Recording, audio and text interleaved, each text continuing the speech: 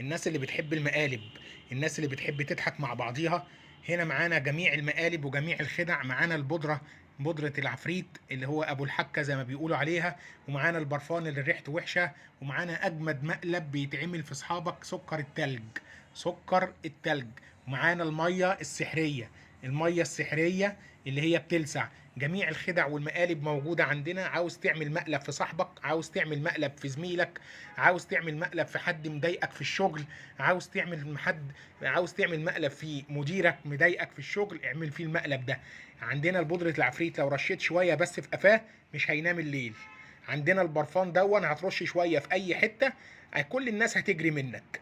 معانا كمان المقلب دون جميل جدا، لو حد مضايقك وحد عاوز تطلع عينيه ويخليه يجري من قصادك، رش شويه بس، حط نقطتين على البنطلون بتاعه وشوف ايه اللي هيجرى له. الميه دي ملهاش ريحه وملهاش لون وملهاش اي حاجه تقدر تتميزها بيها، هي بتلسع بس. حط نقطه صغيره، نقطه صغيره على البنطلون او نقطه صغيره على الكرسي اللي هيقعد عليه اللي انت عاوز تعمل معاه المقلب، شوف ايه اللي هيحصل له. بتلسع درجه رهيبه، بتلسعه، هتخليه يقوم يهرب من قصادك. طبعا الناس، في ناس بتحب المقالب دي، وفي ناس بتحب تضحك مع اصحابها، وفي ناس عاوزه تنتقم من حد. طبعا بودره العفريت دي احنا عارفينها. معانا هنا سكر التلج ده يا جماعه للي بيسال عليه. سكر التلج يعني ايه؟ سكر التلج يعني انت لو قاعد في كافيه او اي حد بيشرب شاي قصادك، فضي بس الكيس ده، محتويات الكيس كيس صغير جواه هنا، فضي الكيس كده اهو في الكوبايه بتاعت الشاي، في ظرف 5 ثواني يجي يرفع الشاي كده على بقه، مش هيلاقيه شاي، مش هينزل،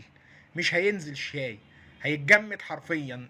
الماده دي اي ماده سائله تحطها عليها في ظرف 5 ثواني، في ظرف 5 ثواني بس الماده السائله دي بتتجمد. يعني كوبايه الشاي اول ما يجي يرفعها على بقه هتتجمد. يعني دي معانا اجمد مقالب ممكن تعملها في اصحابك. اجمد مقالب ممكن تعملها في اصحابك. اللي عاوز المقالب دي يا جماعه 012 8655 0184.